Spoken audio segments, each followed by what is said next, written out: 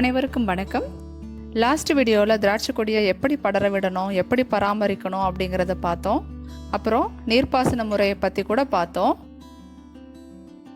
பதியம் வச்சதுக்கு அப்புறம் கொடி பந்தலை தொடுறதுக்கு ஒரு 4 மாதம் ஆகும்னு சொல்லியிருந்தேன். அந்த 4 மாதத்தில் என்னென்ன ப்ராசஸ் பண்ணுறோம் அப்படிங்கிறத இப்போ இந்த வீடியோவில் பார்க்கலாம். அதுக்கு முன்னாடி கமெண்ட் செக்ஷனில் ஒருத்தர் கேட்டிருந்தாங்க, திராட்சை சாகுபடிக்கு என்னென்ன மண் ஏற்றதாக இருக்கும் அப்படின்னு கேட்டிருந்தாங்க. எந்த மண்ணாக இருந்தாலும் திராட்சைக்கு தேவையான சத்துக்கள் இருந்தது அப்படின்னா நம்ம திராட்சை சாகுபடி பண்ணலாம். ஆனால் பொதுவாக திராட்சை சாகுபடிக்கு ஏற்ற மண் அப்படின்னு பார்த்தா வண்டல் மண் தான். ஏன்னா அது ரொம்ப செழிப்பான மண். எல்லா வகையான கனிமங்கள், தாது பொருட்கள் இது எல்லாமே இதில் அடங்கியிருக்கு. அதனால வண்டல் மண் வேணும் அப்படிங்கிறவங்க ஆறு தூர் வரும்போது ஆற்று மணலை விவசாயத்துக்கு பயன்படுத்திக்கலாம் அப்படின்ட்டு கவர்மெண்ட் பர்மிஷன் கொடுப்பாங்க. அப்போது தேவையான அளவுக்கு வாங்கி நம்ம அந்த திராட்சை கொடிக்கிட்ட போடும்போது வேர் அதில் இருக்கிற சத்துக்கள் எல்லாத்தையுமே நல்லா அப்சார்ப் பண்ணிக்கும். உரம் போடுற வேலையும் கொஞ்சம் குறையும்.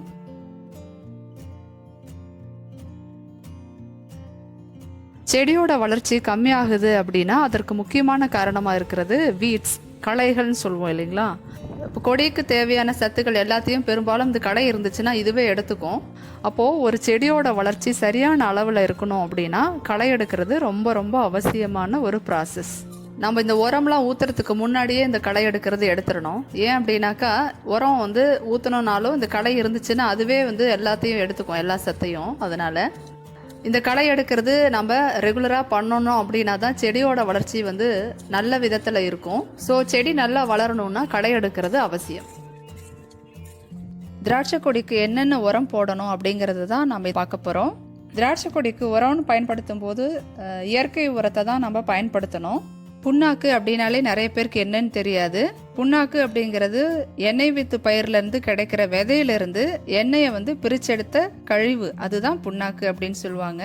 என்னென்ன உரம் போடலாம் அப்படின்னா வேப்பம் புண்ணாக்கு, கடலை புண்ணாக்கு, முத்து புண்ணாக்கு, புங்கம் புண்ணாக்குன்னு நிறைய வகையான புண்ணாக்கு யூஸ் பண்ணலாம்.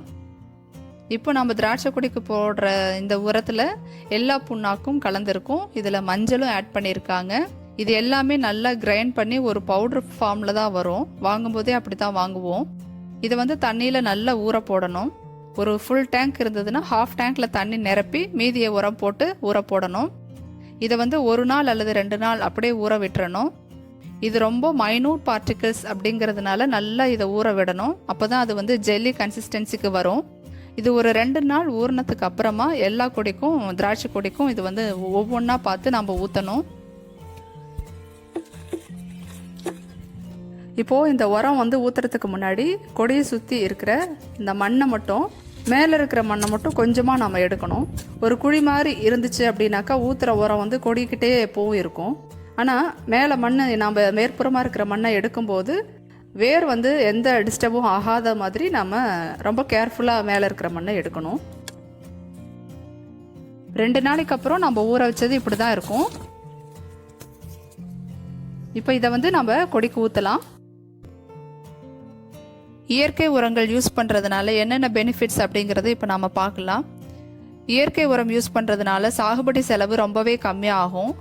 மண் வளம் பாதுகாக்கப்பட்டு மேன்மை அடையும். விளைநிலத்துக்கு தேவையான, அதற்கு நன்மை செய்கின்ற பூச்சிகள் மற்றும் நுண்ணுயிரிகளோட அளவு அதிகமாகும். பயிர்களுக்கு இயல்பாகவே பூச்சி மற்றும் நோய் எதிர்ப்பு திறன் அதிகமாகும். உரத்தோட செலவினமும் கம்மியாகும்.